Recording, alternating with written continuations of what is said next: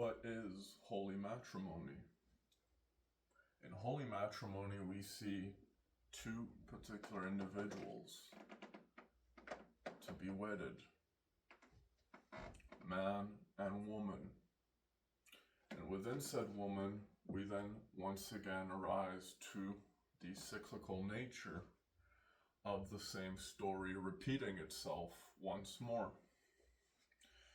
In holy matrimony, we may find different passings of symbols from the previous generation to the next. In the woman, you might find a passing of a particular symbol, such as the wedding dress that which each of your previous family mothers had themselves been wedded in. Within this particular passing of the dress in the tale of the woman, you might find now the retelling of the previous women during the ceremony in the preparation of the bride speak of each particular mother of the previous generations that which would have bore and worn said dress, resulting in you now, the woman to be wedded at that particular time, being wedded in said dress, returning back to the matriarchal mother, which from said lineage you inherit said dress from, to give a commitment for life. In the man, you find a different symbol, a measure of time, if you wish, which according to this measure of time, you see wealth, generational wealth being passed down to you upon holy matrimony, which said measure of wealth stems from each particular father. And at each particular father, you then see said generation of wealth resulting in leading upwards into the familial ladder, resulting into a patriarchal figure, which said wealth is then passed down to you as a man, which in holy matrimony, the bringing of these two particular symbols, you may find the unity presented itself at the matrimony. In the holy matrimony, you see the matriarch, the mother, the woman, in the proposing to surrendering yourself to God as a man. What action might you take that is the same as surrendering yourself to God, which you may perform the moment you surrender yourself to God within a church or a woman? You would find yourself taking a knee, an act of submission, surrendering yourself before thy great being, the woman, which upon surrendering yourself to the woman as a man, according to if she deems you man of her life, upon asking said question, according to the life story you might have had up to this point, and in her judgment, she may give you a feeling, which initial feeling you have experienced in yourself, which said feeling you're now returning back to God, and in God's grace, you as an individual surrender yourself to God. You submit. The wrestling match is over, and you crown said woman the God of your life, if she deem you man enough, upon asking one particular question: will you marry me?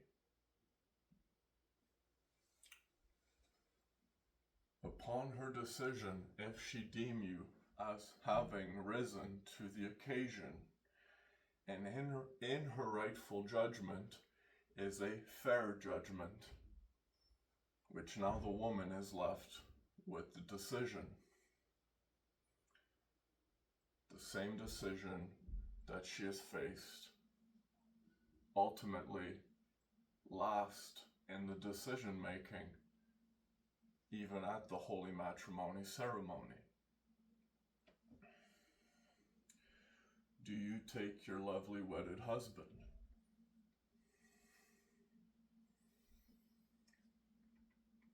Said question is asked after the husband is asked, do you take your newly wedded wife? Which ultimately the question once again resides at the woman. The entire decision of the holy matrimony up until this particular moment, the deciding factor, which according to the judgment of the holy day, that which creates the day of marriage, that which is a date specifically chosen on both parties to create an anniversary. Upon said anniversary, you might find the celebration of that holy matrimony within each family, which each family is a result of said particular holy matrimony. In the bringing and understanding of familial values, you might find a commitment, not just between partners for life, a commitment to your children for life, which said holy matrimony has exponentially divided into the lineage of the initial matriarch and patriarch. And in said holy matrimony, many, many, many lines down the road, once again arising to the particular passing of the symbols. The wedding dress and the wealth, which according to the depth behind the story that each woman that has worn said wedding dress leading her to said holy matrimony, and according to the story of each man that resulted in him ultimately achieving his wealth, which is passed at the generation. According to these two measures, the pain and suffering and the hard work required to create balance within the family. In the woman, once again, the man must rise to said occasion, which in her judgment, if she deems him worthy, once again she is left with the last decision, the decision of your life.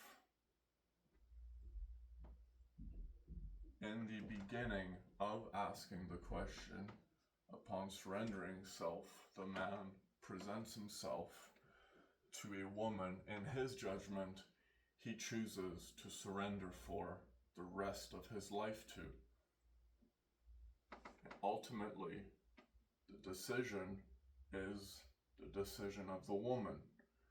He has prophesied to her, I surrender for life to you, which at now the holy matrimony, according to saying, yes, I will marry you according to the proposal, when the man proposes, once again she is asked, do you take this newly wedded husband?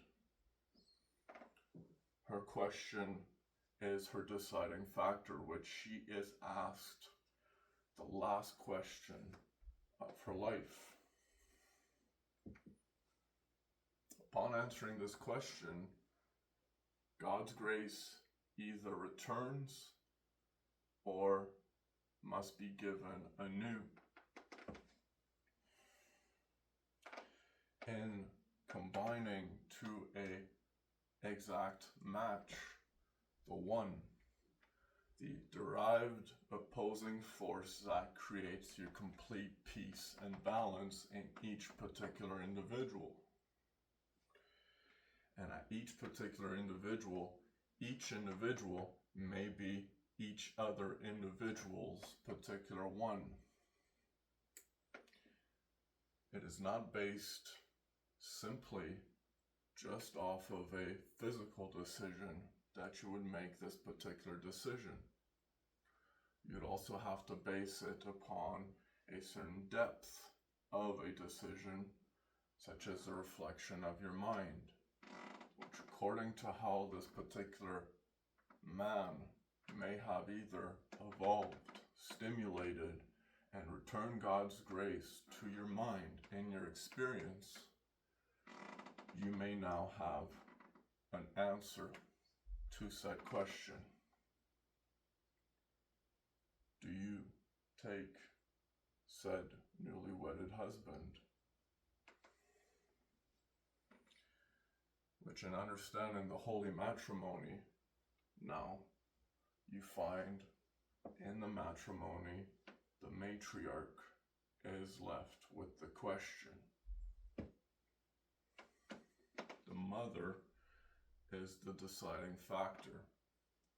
And in the woman being the deciding factor, we then see that once again, God is a woman. She is the creator. Because without her, I as a man cannot make that commitment to God, before God, before God, before God. Specifically in the commitment to pursue thy work for life, to protect for life,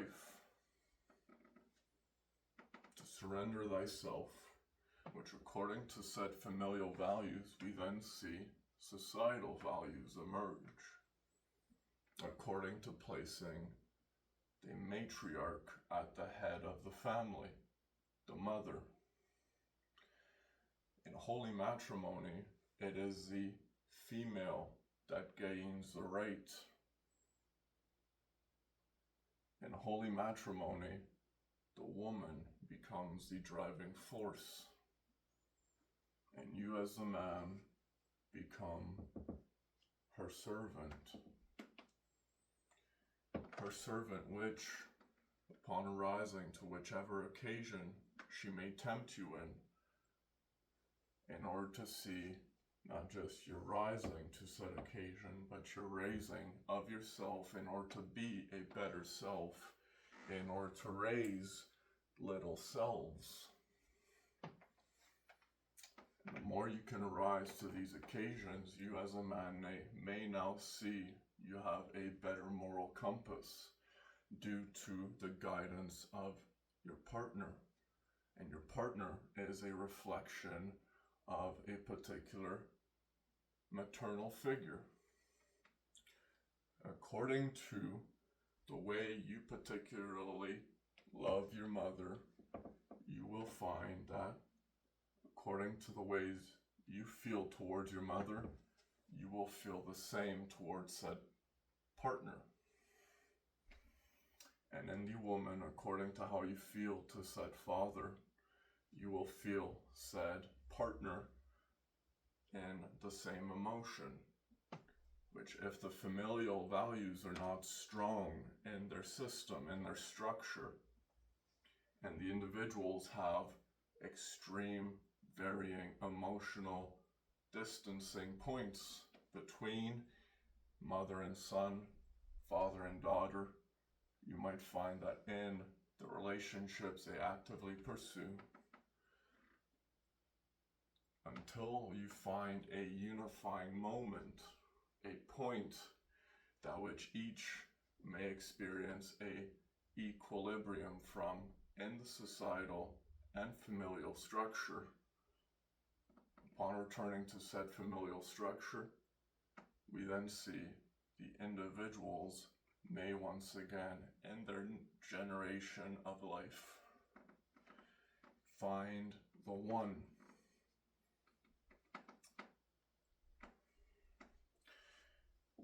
The way the mother and father feel for one another is the way their children feel towards their individual partners. It is a reflection of the exact same moment in their lives, simply just at a different potential exponential rate. And according to this potential exponential rate, you as a parent now may see a particular pattern presenting itself not just in your life, but in your child's life. That same pattern had presented itself in your own parent's life as the parent itself. And in creating a healing through the restructuring the strength of said familial values in the appreciation for holy matrimony, once again, we see the woman is the driving force, which according to said woman, the matriarch, you keep your wife happy, your children are happy. If you make your wife sad, your children will be sad. And ultimately, as a man, it is up to you how you rise to said occasion. In the test of God, man must rise to the occasion. And in the test of God, if you are worthy, you may be given everything you could have ever wanted as a man. A wife, a family, a house, animals, and land, resulting in your garden.